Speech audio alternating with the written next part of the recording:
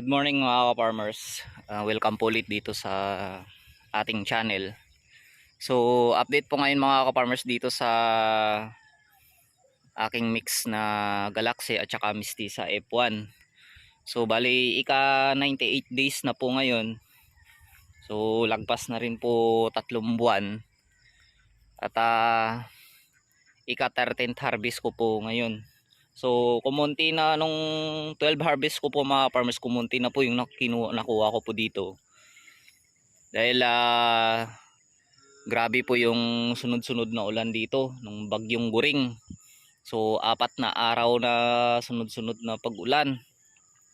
So timing din po kasi mga farmers na maganda na po yung tubo ng pichay ko dito. Ayan.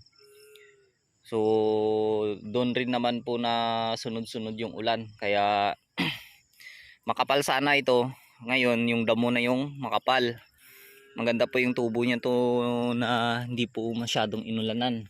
So okay lang sana kung ulan-ulan na konti lang dahil pero malakas po kaya inanod po yung iba. So iwan ko lang kung makasurvive yung iba dyan. Kaya mas makapal na yung damo kaysa sa pechay. So dito kayo tinanim mga farmers sa ilalim ng ampalaya. So in-update ko lang po kayo dito. So bumaba na rin po mga farmers yung kanyang bubong. Ayan o. So dahil lumis, nag-ano na po siya mga farmers yung mga poste niya. Dahil hindi lang po yung ulan yung malakas dito dati. So pati na rin po yung hangin.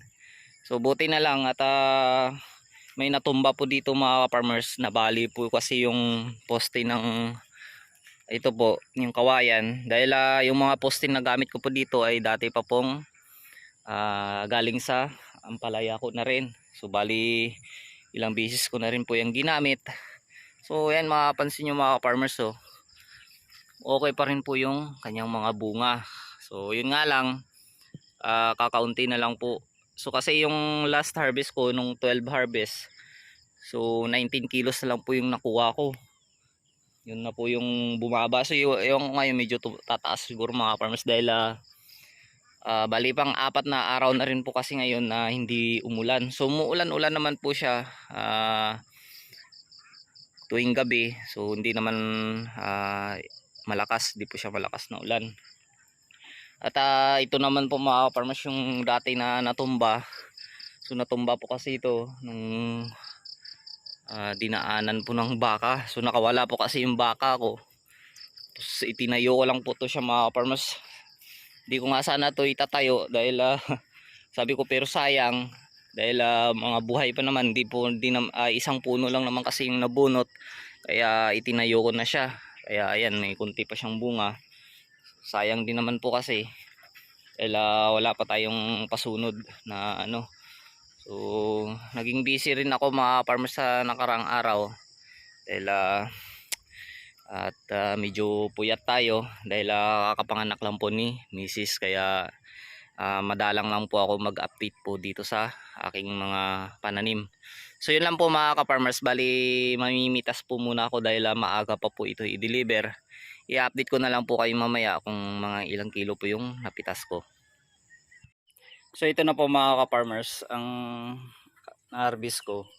So estimated po ito mga ka-farmers, bali nasa 40 to 35 kilos. So mix na po yan mga ka-farmers yung class A at saka class B. So pero mas marami po mga ka-farmers yung ano niya, yung class B. Yan o. Dahil hindi po updated po kasi yung pag-aabono ko dito.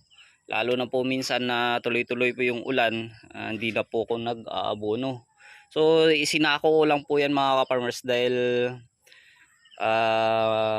sa motor ko lang po to ikinakarga. So kung ginawa ko isang sako, mahirap na po ikarga dahil masyadong maputik po yung daan. Kaya kalahati ko lang. So di na rin po kasi makapasok yung tricycle dun sa daanan dahil naging maputik na po yung daanan.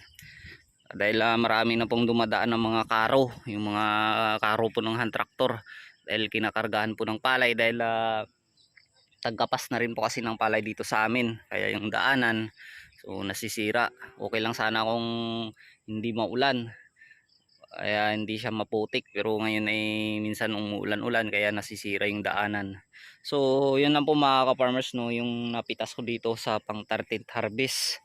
So lagpas 3 buwan na rin po itong aking ampalaya at okay lang yan, at least may nakukuha pa rin ako. So update po sa presyo. So yung class A po dito ay 45 pesos at saka yung class B, so yung pinaka pang ano na sinasahog nila sa pakbit ay 25 pesos. So yun lang po yung kuha sa akin. So bali mamaya mag-aabono rin na rin po ako dito. Ganun pa rin po mga farmers, no, urea at saka triple 14 yung gamit kong abono po dito sa aking ampalaya. So next update ko na lang po kayo dito sa ayan.